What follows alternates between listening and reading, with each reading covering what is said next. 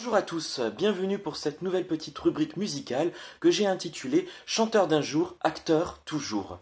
Je n'ai pas envie de vous parler de ces acteurs qui ont excellé ou qui excellent encore dans la chanson, tels Patrick Bruel, Montand, Reggiani ou encore Guy Marchand, mais plutôt de ces acteurs qui se sont dit à un moment de leur carrière, bah tiens, pourquoi je pousserai pas la chansonnette?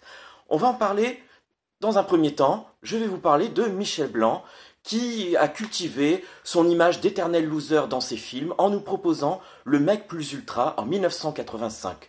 La chanson est écrite par Gérard Presgurvic et je vous lis un petit extrait. C'est lui le crooner des jambons beurre, Joli Cœur, le Dean Martin de la cantine, le Sinatra du bar tabac. Bref, en dérision, ça passe. Tout de suite, un petit extrait. Le crooner du jambon beurre, Joli Cœur, le Dean Martin de la cantine. Deuxième acteur du jour, la même année, Daniel Auteuil en 1985 avec Que la vie me pardonne. Le titre s'est tout de même classé 35e au top 50. Il était signé par Renaud de Tressan, futur leader du groupe Soldat Louis, et les paroles sont dignes d'un bon Bachung ou d'un bon Capdevielle. Par contre, l'interprétation en live, c'est cruel. Je vous laisse juger. Stop, et que la vie me pardonne. Si je ne sais pas toujours comment la vivre, oh stop, y a plus que l'ennui qui reste. Petit retour en arrière, 1984, Richard Berry enregistre son premier album. Et après un premier titre qui ne passe pas inaperçu, Jalousie, il sort un deuxième single, Visiteur, avec dans les chœurs son épouse de l'époque, Jean Manson. Tout de suite, un petit extrait. Quand je suis entré dans cette chambre, qui te connaît, qui te ressemble. Petit retour en arrière encore. Nous sommes en 1981. Entre la Boom 1 et la Boom 2, Sophie Marceau chante en duo avec François Valéry Dream in Blue.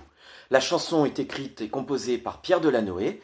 C'est délicieusement tarte et tellement kitsch que ça en devient attachant. Tout de suite, un petit extrait.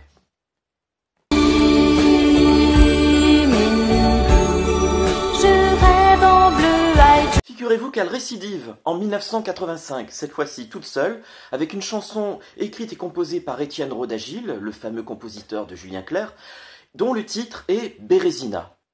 J'ai envie de dire que tout est dans le titre, justement. Un petit extrait. Bérésina, nougat, nougat. Ah, Sophie Marceau, quelle merveilleuse actrice. Le meilleur pour la fin avec Bernard Ménez et Jolie Poupée. La chanson est écrite et composée par Marc-Fabien Bonnard et David Martial.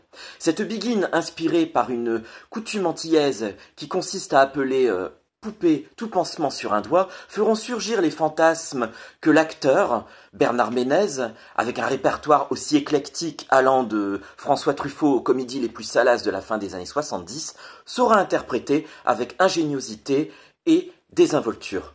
Ce sera payant puisque le disque sera en tête des ventes au début de l'année 1984.